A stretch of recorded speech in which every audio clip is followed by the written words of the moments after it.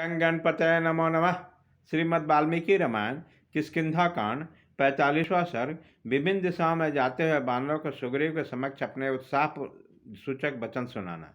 तदंतर बानर शिरोमणि राजा सुग्रीव अन्य समस्त बानरों को बुलाकर श्री रामचंद्र जी के कार्य की सिद्धि के लिए उन सबसे बोले, कपिवरों, जैसा मैंने बताया है उसके अनुसार तुम सभी श्रेष्ठ बानरों के जगत में सीता का खोज करनी चाहिए।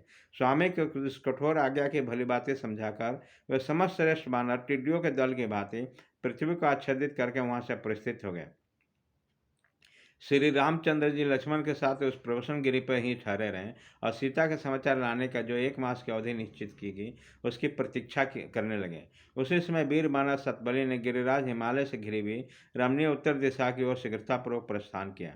बानर युद्धपति बिनत पूर्व दिशा की ओर गए। कपिवनों के अधिपति पवन कुमार बानर हनुमान जी तार और अंगद के आदि के साथ अगस्त से दक्षिण दिशा को प्रस्थित हुए तथा बानर श्रेष्ठ कपिश्रेष्ठ सुरेश ने वरुण द्वारा सुशोभित सुरक्षित घोर पश्चिम दिशा के यात्रा किए।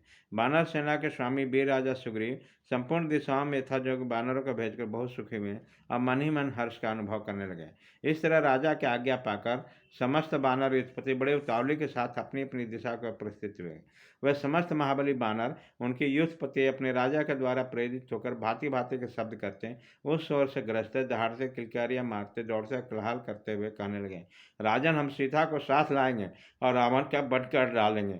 युद्ध में यदि रावण मेरे सामने आ जाए तो मैं अकेला ही उसे मार गिराऊंगा। तत्पश्चात उसकी सारी सेना को मतकर कष्ट और भय से कांपते हुए जानकी जी को सहसा यहाँ से उठा लाऊंगा। आप लोग यहीं ठहरे, मैं अकेला ही पताल से भी जनक के शौर्य को निकाल लाऊंगा। वृक्षों को उखाड़ फेंकूंगा, पर्वत को टुकड़े टुकड़े कर डालूंगा, पृथ्वी को विदीर्ण कर डालूंगा, समुद्रों को भी विक्षुब्ध कर डालूंगा। मैं 100 योजन तक कूद सकता हूँ, इसमें संचय नहीं है। मैं 100 योजन से भी अधिक दूर तक जा सकता हूँ। पृथ्वी, समुद्र, पर्वत, वन और पताल में भी मेरी गति नहीं रुकती। इस तरह वह बानर आज सुग्रीव के समीप बल के घमंड में आकर भरे हुए बानर एक एक करके आते जाते उसके सामने उपयुक्त बात करते हैं। इस प्रकार श्री वाल्मीकि निर्मित आर्ष रामायण आदि काम के किष्किंधा कांड में 45वां सर्ग पूरा हुआ।